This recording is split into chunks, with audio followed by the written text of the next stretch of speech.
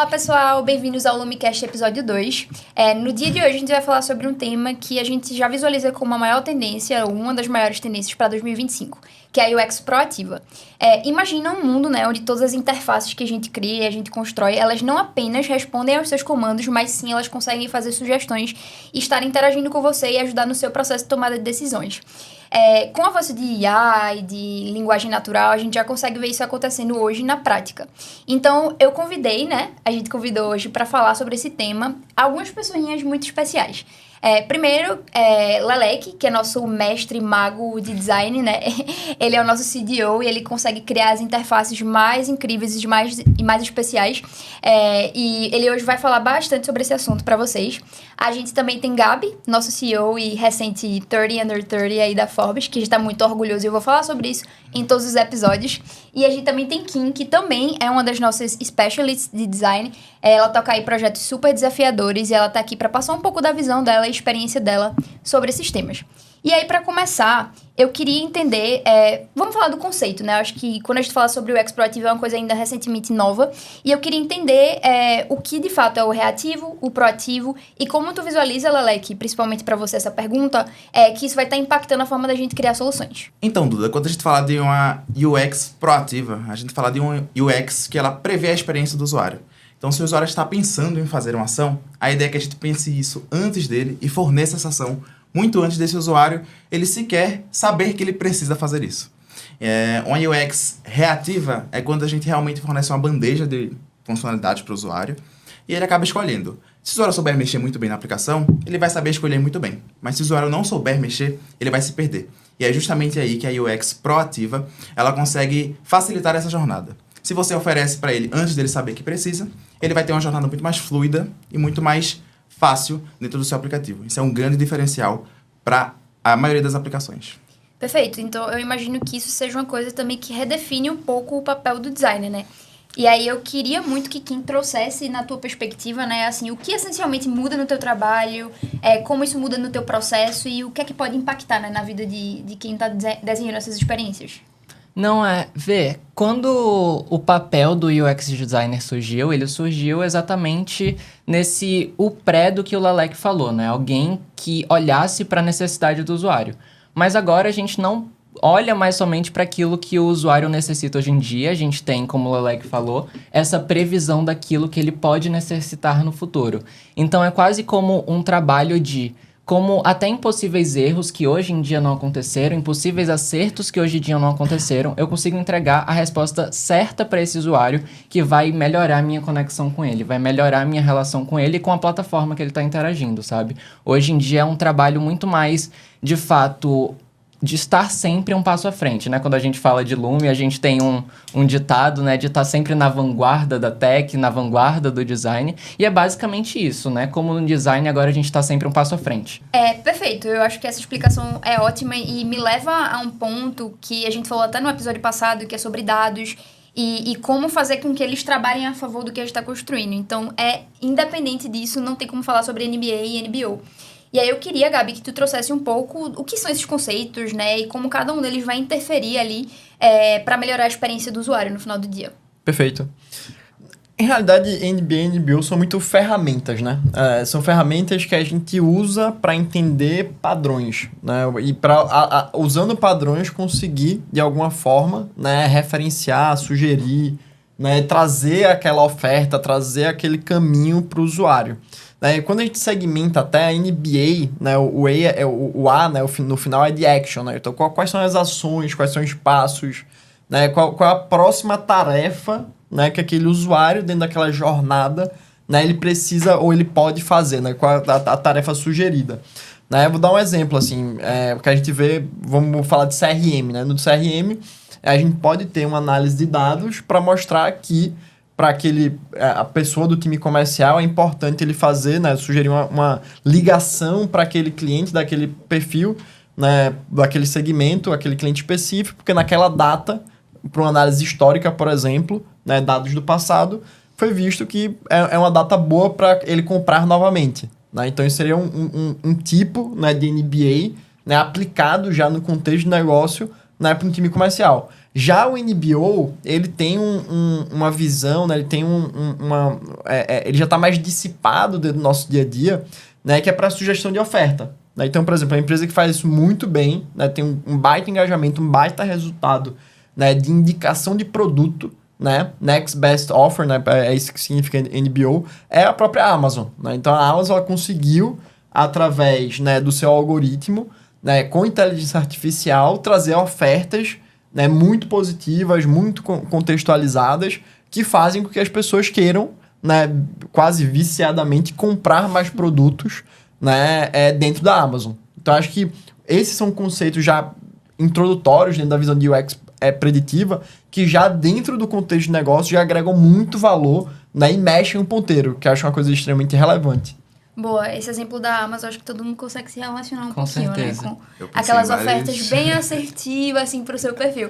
E aí, eu gostei que tu já puxou um exemplo, Gabi. Eu queria trazer esse exercício, assim, pra Kim e pra Lelec. Quais são exemplos que vocês acham, da perspectiva de UX, né? Que foram bem feitos, que tu pensa, caramba, queria eu ter feito esse design. Eu acho que foi muito bem pensado.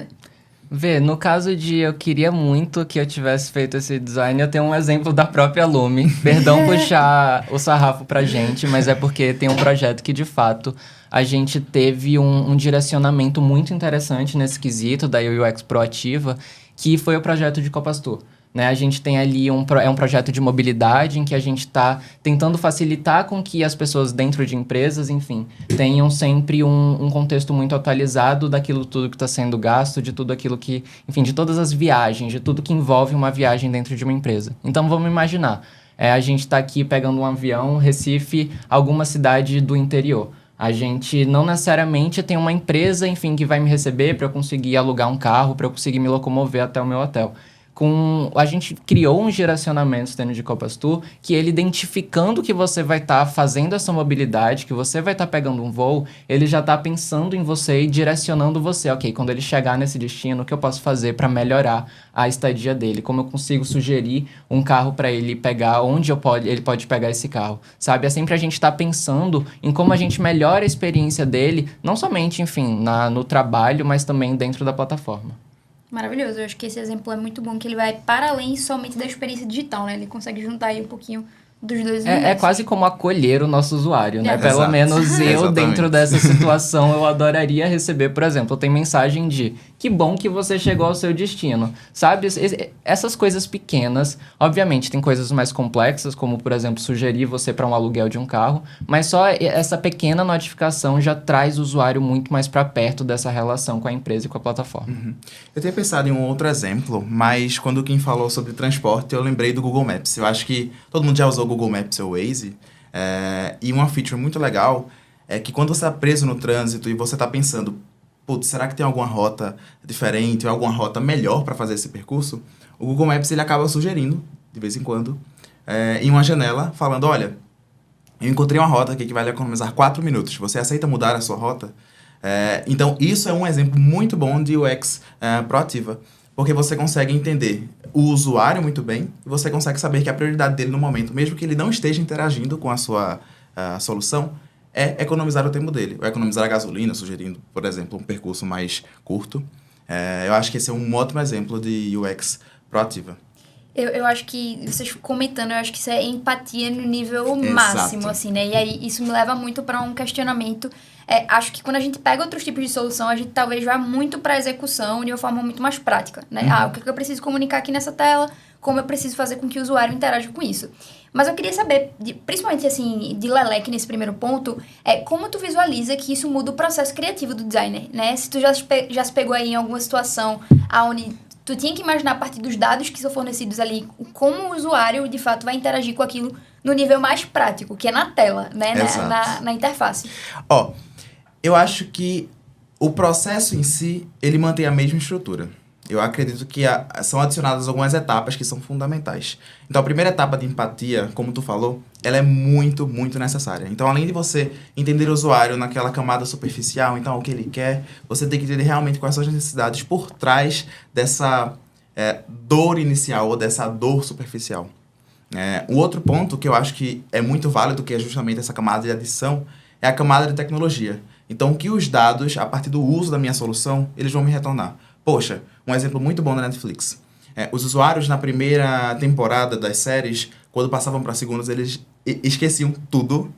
E eles saíam do aplicativo da Netflix, eles iam para o YouTube e viam um resumo da série.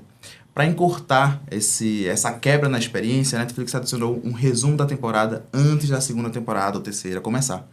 Então, além da quebra da saída do usuário desse aplicativo, eles adicionaram também essa camada de facilitação. Se o usuário quiser, ele consegue pular, também é uma etapa muito interessante, pular a intro, pular esse resumo.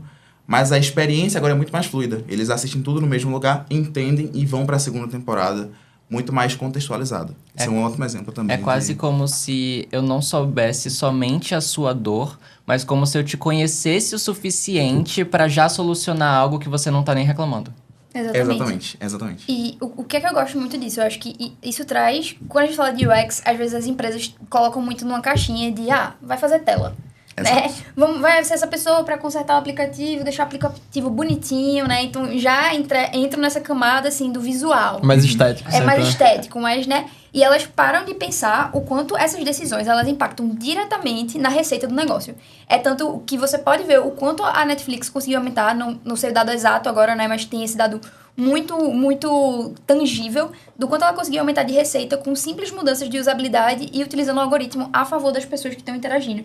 Então, isso é, de fato, você investir no retorno financeiro do teu negócio, sabe? A partir de pessoas que conseguem empatizar e trazer soluções de negócio nesse nível. E aí, tu trouxe o ponto da camada técnica. Eu acho que pra gente criar uma estrutura robusta como essa, é importante, Gabi, eu queria entender da tua visão o que é que tu acha que é importante para habilitar tecnicamente, né? Infraestrutura, até aquilo que a gente falou no outro episódio, né? Sobre dados, qualidade e temperatura, né? E quais tu enxerga também que são os principais gargalos hoje para implementar? Boa. Então, o que é que eu vejo muito dentro do cenário, né? Quando a gente fala de UX proativa, né? Eu vejo muito interface. Então, se você olha, por exemplo, para os exemplos que o Lalek trouxe, né? Todos eles, as soluções precederam mudanças de interface. Então, a jornada do Netflix mudou a jornada, né? Então, tem muito a necessidade de ter elementos, né? Ter as características que permitam, né? No ferramental, implementados o UX designer, né? A pessoa responsável por olhar a experiência, né? Consigam desbloquear, né? Essas facilidades. Exemplos que fizeram isso muito bem, na minha visão. O principal é o TikTok, né? O TikTok, ele traz consigo uma série, né, de jornadas extremamente engajantes e preditivas, proativas, né, para o usuário. E isso foi tudo a partir de uma série de mudanças, né, de interface, quando a gente compara, né, com outras interfaces e de algoritmo, né? Além dessa questão de interface, eu vejo muito também a questão de dados, né? Dados e algoritmo, eles andam lado a lado, né? Não dá para a gente conseguir ter um algoritmo bacana se a gente não tem uma base de dados, uma estruturação de dados muito fluida, muito quente também, né? E até uma coisa que Edu, né, ele citou no outro podcast da gente, no primeiro episódio, ele falou de temperatura. Então, temperatura, né, você ter dados de comportamento, dados de navegação, por exemplo, que são dados ultra quentes, eles fazem muito a diferença, né, quando a gente olha para também dar reações, né, predições, uma proatividade muito instantânea. E eu acho que até dentro dessa segmentação de dados, a gente pode ter coisas mais quentes, mais instantâneas, e coisas baseadas em padrões, né, que aí são dados, né, não são lava, não são pegando fogo, né, mas dados um pouquinho mais quentes, mornos, vamos chamar assim, né, que a gente começa a olhar, por exemplo, o comportamento semanal, o comportamento mensal daquele usuário, a gente começa a predizer e sugerir, né, produtos, recomendações, porque acaba tendo também uma certa quantidade de padrões, né, além dos dados históricos. Então, essa questão de tagueamento das jornadas, de conseguir acompanhar, de conseguir saber onde o usuário está, a frequência que ele entra, são todas estruturações de interface, novamente, muito importantes. E também a estandarização dos dados. Né? O que isso quer dizer de estandarizar os dados? Né? É conseguir, independente do canal, independente da formatação ou do tipo de dado, né? Transformar ele num padrão comum. Né? E aí, com o advento da IA, começaram a olhar muito para isso. Tem uma série de soluções muito bacanas, né? Que conseguem transformar os dados em objetos, vamos chamar assim, mais facilmente compreendidos pela IA. Né? Então, acho que esse finaliza, por assim dizer, acho que todos os requisitos e estruturas técnicas. Claro, a depender do teu caso de uso, né, do que você quer criar, pode ter mais coisa, mas acho que são fundamentos básicos para você implementar tecnicamente soluções de relevância para o seu negócio. Boa. Eu acho que toda vez que a gente traz uma discussão assim relevante em qualquer nível, a gente sempre volta para dados, né? Que eu acho que é uma coisa que eu sinto que demorou quando se falou em IA. Caramba, IA vai substituir todo mundo, vai estar em tudo, em todo lugar ao mesmo tempo. Antes as pessoas esqueceram, né? Assim, do que é que precisa a nível de robustez, de inteligência dos dados, de deixar aquilo organizado, estandarizado, para conseguir de fato chegar nesse nível de execução, né? Eu acho que até isso é uma coisa que gera talvez essa ansiedade para ver o ROI chegar a qualquer momento, sem entender esses princípios básicos, né? Mas aí, toda vez que a gente fala sobre esse tópico, eu me pego pensando em, por exemplo, Instagram, né?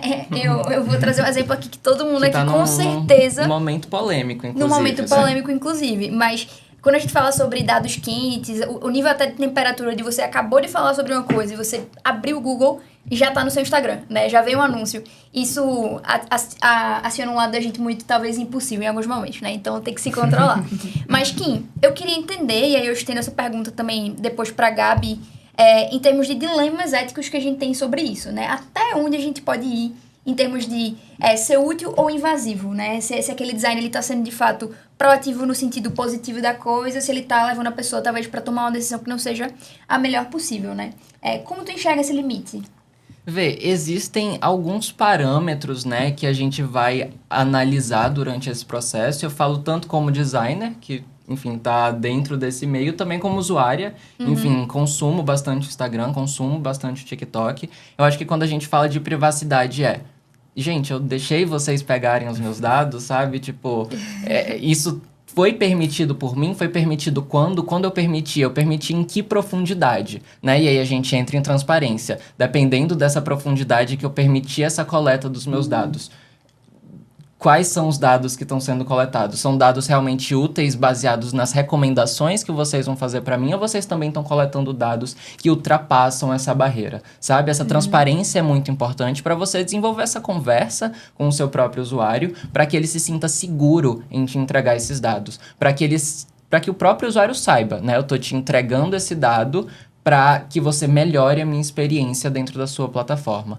E aí a gente entra também no ponto da influência. Ok, eu estou te entregando os meus dados, você vai melhorar a minha vida baseado nesse estudo que você faz de mim, mas o quão influenciável eu vou me tornar a partir disso? A gente está dentro de uma sociedade consumista, a gente está constantemente recebendo muita informação, então qual é o limite de você influenciar aquilo que eu vou consumir? Sabe? Você sabe o meu gosto, então você vai me encher de ofertas, você vai me encher de coisas que você sabe que eu vou querer consumir, sabe? Que até em casos monetários, né? Que eu vou querer comprar. Então a gente sempre precisa ter essa conversa, principalmente como designer, né? Falando do meu lado, de produzir um design que é ético, sabe? A gente, enfim, vai estar de certa forma consumindo aquilo que a gente está produzindo, a gente como mencionado já como vanguarda, a gente vai estar definindo uma repetição de mercado, a gente vai estar definindo um padrão de mercado, então a gente precisa ter esse pensamento ético, né, de saber até onde a gente pode chegar, de ter essa conversa, de tornar isso um diálogo, sabe? E tem aquele ponto também, essa é a melhor recomendação pra mim ou é a melhor recomendação pra mim baseado em quem pagou pra estar ali? Exato. Então esse é um ponto muito relevante, realmente. Não, eu ia comentar só que o que Kim trouxe basicamente são os fundamentos da LGPD e GDPR, né? Só que quando a gente olha assim, vai acompanhar, navegar, aprofundar, né? Até, por exemplo, que a Meta, né, que tá super em voga aí, super tópico de discussão pelas ações recentes, o quanto eles realmente levaram isso a sério, né? O quanto a gente consegue ter os dados, as informações que Kim acabou de mencionar. Né? Eu mesmo não faço ideia. Tem até um caso recente que tem muitas essas teorias da conspiração, né? E aqui olhando rede jornalismo ainda é algo muito presente. Eu falando com amigos sobre um humorista, um comediante que eu nem conhecia, conheci pelo diálogo, né? Pela conversa, do nada, tava no Instagram, quando vejo apareceu um anúncio dele. Né? Eu nem pesquisei, eu nem olhei na internet, nada. Né? Então, eu acho que esse é um exemplo que, na minha visão, ele perpassa o útil e vai pro invasivo já. Exato. O direito digital, ele tá muito pouco desenvolvido, né? A gente Tem pouquíssimos profissionais no mercado que hoje em dia são referência, enfim, conseguem desenvolver o diálogo com outros profissionais com tempo de mercado.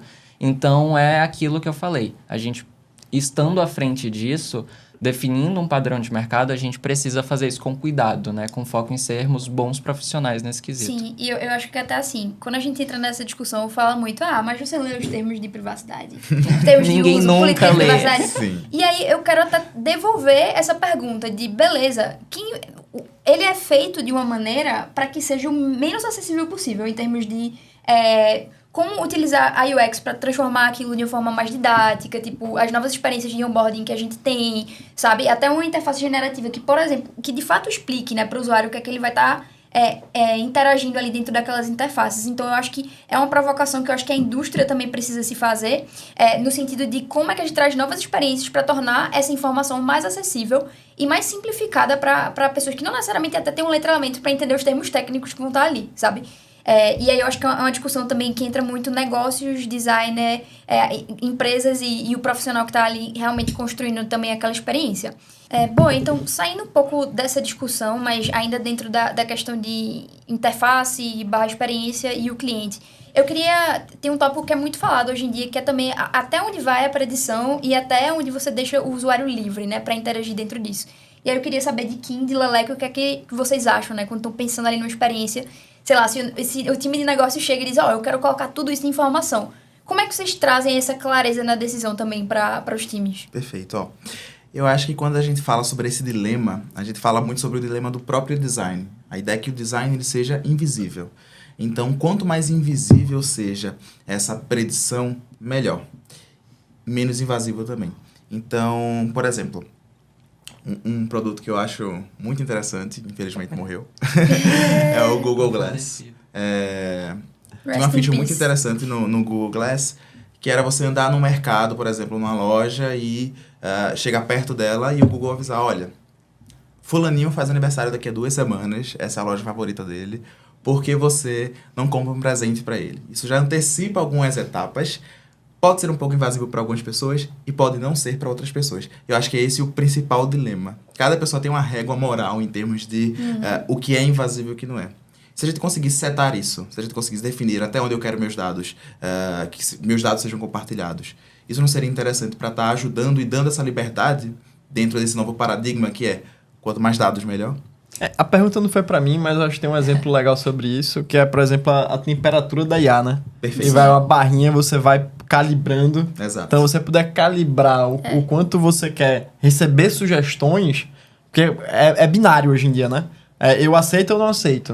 Então, acho que isso já é algo que facilita muito. Por exemplo, desculpa te cortar, mas quando tu falou isso, eu lembrei do nosso sócio, que ele literalmente tem uma ferramenta que libera ele acessar tudo. Todas as abas do navegador, todos os arquivos que ele tem, todas as conversas. Então, assim, eu particularmente não seria completamente a favor disso, né, pra mim, mas eu acho que cada um pode ter essa liberdade de escolha, só que eu acho que ela precisa também ser bem acessível. Exato. Né, o usuário, de fato, entender a decisão que ele tá tomando, não ser uma coisa super, assim, na aba de configurações, super escondida. Entender o que ele vai ganhar, o que ele vai perder, exatamente. dando mais ou menos dados. Eu acho que esse é o ponto. Exato. Quando o Gabriel fala de sugestão, a gente não tem a definição própria dessa palavra, né? A sugestão pode ser algo, como o Lalek falou, algo que está melhorando o meu dia a dia, uma sugestão que está vindo aqui para trazer uma qualidade de vida, de bem-estar, de fato, mas também a gente tem sugestões como anúncios. Algum tempo atrás, a gente tinha um anúncio a cada 10 posts. Hoje em dia, a gente tem 3 anúncios a cada 3 posts.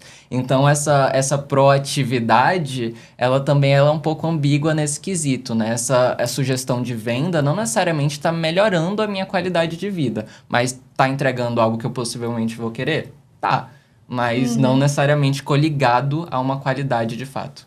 Boa. A gente trouxe muitos exemplos positivos, né? Alguns um pouco polêmicos, mas eu queria, sem citar nomes aqui, né? Que vocês falassem, talvez, de algumas experiências que não foram tão positivas para vocês no quesito proatividade, predição, sugestões. Aí eu queria que vocês trouxessem cada um, assim, um exemplo que marcou vocês nesse sentido. Eu acho que pra mim, eu já puxo isso que eu acabei de falar, gente. Anúncio ficou insuportável. Ficou. É sério, o anúncio agora é muito e agora tá cada vez mais difícil de passar anúncio também. E é o modelo de monetização, né? Exato. De irritar até você pagar pra não ser irritado. Exato. Num anúncio de swipe, beleza. A gente vai só passando ele pro lado o mais rápido possível, mas a gente já tem anúncio que em cima do swipe que eu vou dar pra fazer ele sair da tela, aparece uma outra caixinha que eu tenho que fechar antes de dar o swipe. Sabe? Então a gente tá dando uma complexidade pra esse tipo de consumo que de fato, pelo menos na minha vida pessoal, me dificulta muito, me irrita um pouco. E eu acho até que esse exemplo que você deu é um exemplo um pouco malicioso do uso do design, né? Sim. Porque assim, a experiência foi projetada para imediatamente o teu botão ele acertar num ponto onde vai te abrir um anúncio. Exato. Né? E aí eu acho que isso também leva um peso de... São decisões individuais, né? De escolha do designer, é uma decisão de negócio, de onde tá vindo isso e como a gente pode controlar, né? Esses níveis absurdos, assim, de interferência na experiência dos usuários. Vocês pensaram em algum exemplo? Tem algum exemplo aí em mente? Normalmente eu sou uma pessoa muito positiva em relação à tecnologia e o uso dela. Mas tem um exemplo que me incomoda em termos de predição, que é o algoritmo de recomendação do Spotify em alguns momentos. Ele funciona? Não funciona Esse pra é mim. um ponto. Ele é um dia, bom exemplo talvez. quando ele funciona e é um péssimo exemplo quando ele não funciona. Lembra aquela música que você tá escutando e você coloca pra dar play e sempre toca uma outra música que é exatamente a mesma? Sempre a mesma música toca, independente do tipo de música que você escutar. Esse é um mau exemplo de uso, acaba me incomodando um pouco. Às vezes até muda um pouco da estação, tento botar num álbum que já tem uma listagem de faixas mais definidas. Inclusive, você me lembrou o meu. Legal. Que eu critiquei até recentemente com um amigo também, quando tava falando de NBO, NBX e tal.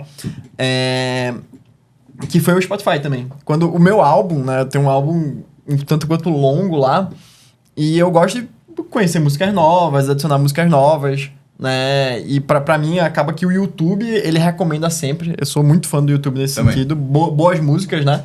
Mas se pegar o Spotify, eu tenho o mesmo set de indicação. São 5 itens, as mesmas 5 músicas. Já faz uns 2, 3 anos. Eu imagino que seja um bug, né? Só que o fato curioso é, se eu clicar no tentar novamente, ele não funciona. Ele me dá a mesma indicação. Então, é uma péssima experiência para eu conhecer novas músicas no Spotify. Tem o Exato. ponto também quando ele recomenda descobertas novas para você. E são álbuns que você já tem salvo. Inclusive, baixado no celular, né? Música que você já ouve. Sim. Eu acho que a gente acabou tocando muito no ponto B2C da coisa, né? Então, assim, da gente enquanto usuários tocando e vivendo dentro dessas experiências. Eu queria entender, Gabi, tu enxerga que tem outros setores, tecnologias que podem investir em análise, em uma UX um pouco mais proativa, né, para os seus usuários, pensando nesse contexto mais de negócio? Tu enxerga isso como uma tendência? Tem algum que tu já visualizou? Boa. Assim, a gente dialogou muito aqui, deu muito exemplo de streaming, deu muito exemplo de e-commerce, né, de processos de compra como um todo, mas eu acredito que, né, isso perpassa basicamente todos os segmentos, né? Eu pensei, por exemplo, aqui rapidamente, saúde, né? Saúde é uma coisa que tem muito o que pode analisar da saúde do coração, dos batimentos cardíacos, né? A Apple mesmo, né? O Apple Health como um todo, né? Tem um baita guarda-chuva que olha só para isso, né? Baseado nisso eu comecei a usar mais, né? Relógios inteligentes, né? Para conseguir traquear, acompanhar e captar esses dados, porque eu sei o valor que os dados em si brutos podem no futuro trazer a nível de solução para mim, pessoalmente falando, né? Então, saúde é bem-estar, né? Então, por exemplo, eu tô aderir, né, a uma nova atividade física que é andar, corrida, tudo isso. E com isso, todo mundo tem objetivos, né? Quais são os meus objetivos que podem ser perguntados, né? E treinos sugeridos para mim de maneira mais adequada, né? Por exemplo, faça caminhada para quem corre, sabe, em Z1, né? Até uns 130 batimentos cardíacos, que vai otimizar a queima de gordura, né? Então, criação de planos inteligentes, né, para você de acordo com seus objetivos, né? Isso já também é um exemplo já de saúde e bem-estar. Tem, como o Kim falou, né, viagens, né? Não só recomendar para mim, né, a questão do percurso, né, sugerir o percurso, mas todo o trajeto, a visitação, onde comer, baseado no meu histórico, né? Por exemplo, eu tenho esse costume de avaliar muito no Google Maps, né? no Google como um todo, né? Não sei se é Maps a palavra mais adequada. Então, essas avaliações, como elas podem ser utilizadas para me sugerir, né? Quando eu vou para um local, me sugerir recomendações tanto de experiências como também de restaurantes, né? Que fazem parte do meu perfil. Então, acho que isso extrapola toda a maneira de consumo, né? Tudo que a gente consome pode ser influenciado, deve ser influenciado, né? Pela UX proativa. Boa. Eu gostei muito do ponto que tu trouxe em relação ao uso por exemplo, teu novo comportamento de uso, né, de tecnologias para fornecer esses dados, porque tu entende a importância. E aí, o que é que eu fiquei pensando, né, até mais nesse contexto de saúde B2B. Por exemplo, acho que em Open Banking a gente já tem muito mais difundido. Tipo, os dados, eles estão muito mais conectados, já conseguem interferir na experiência do usuário. Por exemplo, no meu banco eu consigo saber logo de cara quais são os boletos que eu tenho para pagar naquele mês, porque tá tudo conectado. Mas eu fico pensando, quando a gente conseguir chegar no nível de evolução de Open Health, por exemplo, a gente conseguir ter acesso aos teus dados e conseguir orientar teus profissionais médicos, nutricionistas, todo mundo que puder dentro do teu ecossistema a dar melhores decisões para o teu perfil, né? Tanto linkando aí o conhecimento deles, como as inteligências artificiais podem apoiar nisso, né? A partir desses dados que são coletados da pessoa, né, aqui. Então, acho que... Até para prever, analisar infecções, crises epidemiológicas como um todo, né? Exatamente. Ter a capacidade que eu acho que, por exemplo, a saúde, né? É super bacana a gente falar de Open Health, mas são instituições como um todo que precisam muito de uma digitalização, né? A gente tá falando aqui sobre AI, a gente tá falando sobre toda essa parte de dados, mas existem muitas organizações no Brasil que ainda estão discutindo transformação digital. Estão saindo do papel para ter um formulário. Estão saindo do papel, então tem muita coisa para acontecer e com certeza a oportunidade do mercado de saúde, né, quando a gente vai falar uma instituição mais B2B, como até tu estava na pergunta, tem muitas oportunidades, né? Super. E aí, até nesse ponto, eu queria saber, né, Leleque e Kim, tu citou Copas Tu, que já foi um exemplo puxando a sardinha. Mas eu queria saber na experiência de vocês como designers. Vocês já tiveram algum projeto, que utilizava muito essa noção da UX proativa para usuários que estão no seu contexto ali do negócio, né, dentro da sua empresa? Não, então perfeito, Duda. Eu acho que falando de UX, né, a gente pode falar direto de produtos dentro da própria empresa que a gente já entregou com esse tipo de prática, né, do UX proativo. Mas eu acho que também ali todo o pré, né, de todo o discovery, de toda aquela pesquisa, de toda aquela imersão, hoje em dia ela está muito associada tanto à AI, que é o que a gente conversou muito hoje, conversou bastante no episódio passado, mas com essa proatividade também. Hoje em dia a nossa pesquisa, pelo menos aqui dentro, ela já está muito voltada para já trazer essa predição, essas possibilidades de necessidades do cliente, além daquilo que a gente coleta somente no kickoff. Normalmente o nosso cliente, ele traz no kickoff somente uma dor que ele já enxerga. Então já faz hoje em dia parte do nosso discovery e além disso, sabe? A gente já recebe esse problema, a gente já recebe essa dor e aí logo no começo do processo, antes de fato entregar um produto e entrar em contato com o usuário, seja numa pesquisa, seja num teste, seja num produto que a gente já colocou no mercado, a gente já faz esse mapeamento de todas as possíveis predições, de caso esses problemas aconteçam, de caso essas situações aconteçam, os melhores direcionamentos para a gente. Obviamente a gente aprende também com o usuário, mas a gente também já facilita esse processo de aprendizado. Exato. Acho que citando um exemplo prático assim, de solução que a gente já fez, a gente pode citar uma solução que fizemos para uma empresa de telco que tinha um problema onde as pessoas chegavam na loja, no atendimento, e elas precisavam muitas vezes repetir o contexto de uma reclamação, de um problema que ela já teve em diversos canais. Então, o que a gente fez foi tornar essa reclamação muito mais visível. Então, se eu chego, por exemplo, em uma loja, um canal de atendimento, eu, como consultor, eu sei todo o contexto desse cliente antes mesmo dele sentar no balcão. Isso já é predizendo, a gente já prevê a necessidade desse cliente muito antes dele chegar. Essa é uma etapa que a gente acaba... Até de sugerir possíveis soluções, né? Exatamente. Então, o consultor, ele tem muito mais...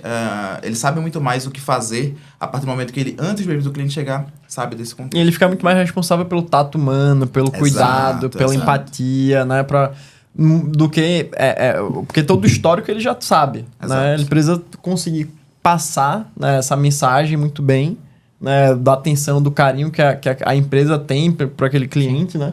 Esse é o lado humano, né? O lado humano é o E que não garantir tem que o na problema vai ser máquina. resolvido. Exato. E também tirar das costas do cliente aquilo de eu tenho que guardar protocolo, tenho que guardar Horrível. recibo. Odeio isso. Que quem faz isso sempre com muita dificuldade, muita dor, não sabe onde guardou, sabe? A gente guarda todo o histórico do cliente, já facilita isso, até de coisa que você não lembra mais, de um chamado que você abriu há muito tempo e não lembrava e hoje pode ser resolvido, sabe? E Exatamente. falando de telco, né, a gente fideliza muito mais o cliente tendo essa noção, assim, de... Com certeza. Que é um segmento que o nível de reclamação e experiência negativa é altíssimo, né? Então, começa por aí, a gente começando a dar essa habilidade, né, pro time, habilitando o time para fazer as habilidades que, de fato, são mais focadas pro lado humano e para o que eles têm capacidade de fazer, sem perder o tempo, né, com que a máquina pode estar processando de uma maneira muito mais rápida e fácil.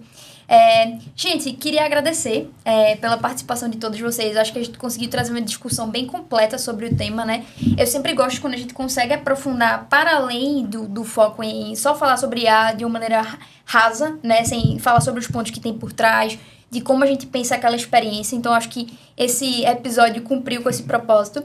Queria agradecer a todo mundo que assistiu e pedir para que todos vocês, né, coloquem perguntas pra gente, que a gente vai ter um outro momento para Kim, Leleque e Gabi responderem as perguntas que vocês trouxerem pra gente. E se vocês quiserem aprofundar um pouco mais, né, acho que sobre NBO, NBA, NBX, que foi um tópico que a gente tocou hoje, a gente tem um material rico no nosso Instagram, a gente vai facilitar aqui pra vocês o acesso, pra vocês se aprofundarem mais sobre o tema e, claro, trazerem a discussão pra outro nível nas esferas de vocês. Então, super obrigada. Valeu, pessoal. Mandem perguntas.